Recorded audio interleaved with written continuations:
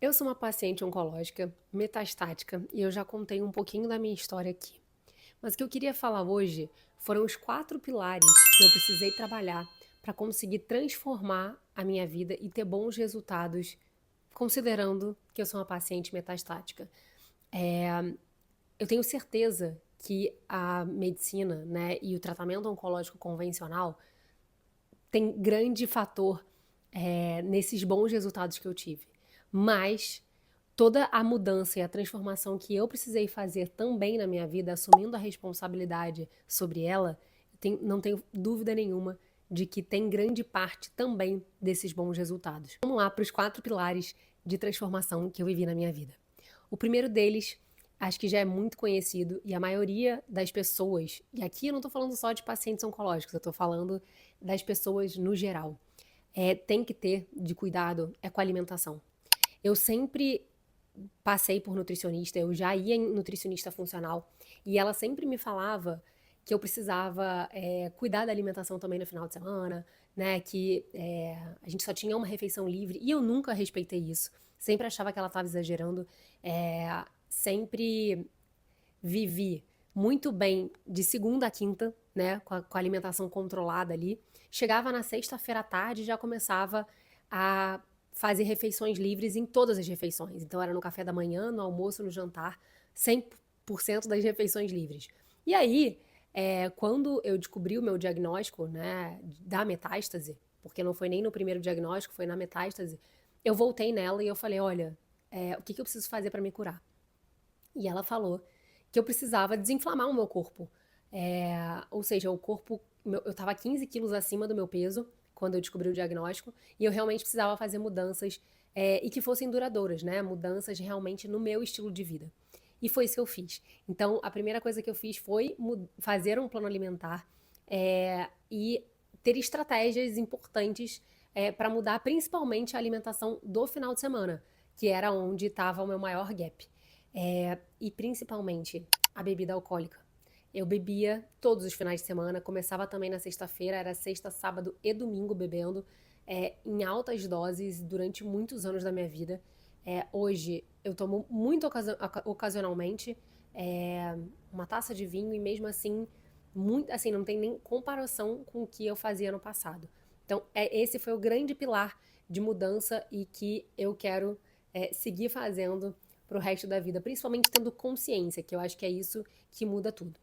O segundo pilar é o exercício físico. Eu acho que para quem é paciente oncológico, então, todo mundo já sabe que faz parte do tratamento, mas não só para paciente oncológico, para qualquer pessoa. O exercício físico hoje ele funciona para mim não só como algo importante para o corpo, mas também para minha mente. É um lugar onde eu me liberto de várias sensações ruins que estejam prendendo. É onde eu consigo me sentir criativa, eu volto com várias ideias quando eu estou fazendo exercício. E é realmente um momento onde eu consigo ter para mim, né, de me priorizar é, e conseguir acreditar que eu sou capaz de fazer qualquer coisa. Depois que eu tive o diagnóstico do câncer, eu entendi que eu tentava correr antes e eu até descobri a minha gravidez correndo em 2020, porque eu senti uma azia meio estranha ali. Então eu tava correndo já, eu ia fazer uma meia maratona em 2020, quando tudo fechou na pandemia. Mas eu não conseguia progredir muito na corrida. Eu cansava, e eu entendi que eu não conseguia ficar sozinha com os meus pensamentos, sabe? Era algo muito maçante pra mim. E depois que eu fiz que eu tive o diagnóstico, né, e eu mudei, ressignifiquei o exercício físico na minha vida, eu já completei 3 meias maratonas, estou fazendo corridas de montanha, fiz uma meia maratona na montanha, fiquei 6 horas correndo. Então eu realmente entendi que eu sou muito mais capaz do que eu imaginava, e isso me traz muita coragem e muita força de encarar vários outros desafios na minha vida. O terceiro pilar é o olhar para as nossas emoções. Esse pilar, eu vou ter que depois fazer um vídeo específico sobre ele, mas é o sentir, entender o porquê você está sentindo e ressignificar aquilo que você está sentindo. Durante muitos anos da minha vida, eu levantava um tapetinho e jogava todas as minhas emoções ali para baixo, fingindo que estava tudo bem, até o momento que meu corpo parou e ele precisou me pedir ajuda. Então, eu entendo que o lado emocional, na verdade, ele é um fator que impacta todos esses outros que eu acabei de falar até aqui. Então, ele impacta na alimentação, porque quando você está mais ansioso, você quer comer, ou quando você está muito estressado, você quer beber para se anestesiar e não pensar no que você está sentindo. Então, né, o lado emocional, ele impacta também nos outros fatores. E também na questão dos exercícios físicos, porque eu não conseguia ficar sozinha com os meus pensamentos, porque eu não conseguia encarar tudo que eu estava sentindo e pensando. Então, se eu não olho para as minhas emoções, eu vou acumulando raiva, rancor, várias emoções ali dentro de mim e eu acabo impactando todas as outras coisas, né? Então, talvez esse tivesse que ser o primeiro pilar, mas tudo bem, tá aqui no terceiro e ele é extremamente importante e eu farei um vídeo falando só sobre isso, de tão importante que ele é. O quarto fator é a conexão espiritual. Isso pra mim, eu sempre fui uma pessoa muito otimista. E eu sempre falei isso, eu era uma pessoa otimista. Mas, depois que eu tive o diagnóstico, a fé mudou muito pra mim. Eu realmente entendi que a gente não tá sozinho aqui. Eu realmente entendi que a gente tem algo muito maior nos suportando.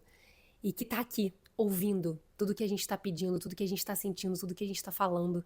E quando a gente acredita nisso de uma maneira muito profunda, a nossa vida se transforma de um jeito que eu não tenho nem como mensurar. Também farei outros vídeos sobre isso, mas eu quero dar só um exemplo aqui. Eu fui fazer o Caminho da Fé esse ano, caminhando de Paraisópolis, Minas Gerais, até a Basílica de Nossa Senhora Aparecida. Eu tive uma conexão com Nossa Senhora Aparecida depois de tudo que aconteceu, muito diferente. Inclusive, meu marido também tem uma conexão muito importante e ele me incentivou a fazer essa caminhada e eu fui.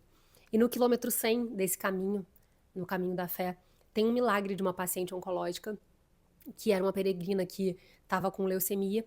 Ela teve um sangramento muito grande nesse quilômetro 100 e para quem tem leucemia, ter um sangramento é algo muito grave, porque não consegue estancar em alguns momentos. Mas ela conseguiu estancar, ela seguiu o caminho, conseguiu finalizar o caminho.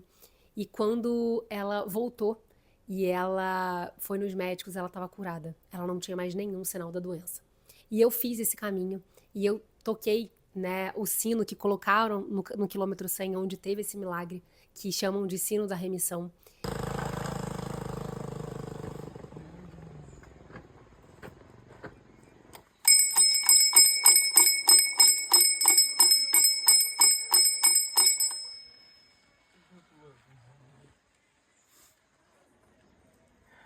E quando eu voltei na minha médica, uma semana depois, ela pela primeira vez, nos últimos 3 anos de tratamento que eu tive, ela falou sobre cura. Ela falou que muito possivelmente, né, as chances eram gigantes de eu estar curada. Como não acreditar que a gente não está sozinho aqui? Porque tudo que eu pedi durante todo esse caminho foi a saúde plena.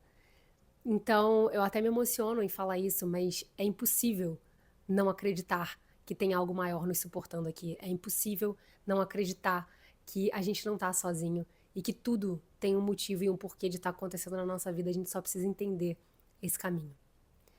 Tudo o que eu fiz, todas as transformações que aconteceram, esses 4 pilares que eu trabalhei, todos foram suportados pelo autoconhecimento, né? O olhar para dentro, entender quem eu era, me fortalecer internamente para eu conseguir sair do outro lado. Então, eu espero que de alguma maneira eu consiga inspirar você a fazer mudanças na sua vida muito profundas. E no próximo vídeo eu trago mais formas e o que eu fiz para conseguir chegar nessas transformações desses 4 pilares principais para chegar na minha cura. Um beijo e até breve. E já me segue aqui para ficar por dentro de mais dicas, histórias e mais do que eu venho para compartilhar. Até o próximo vídeo.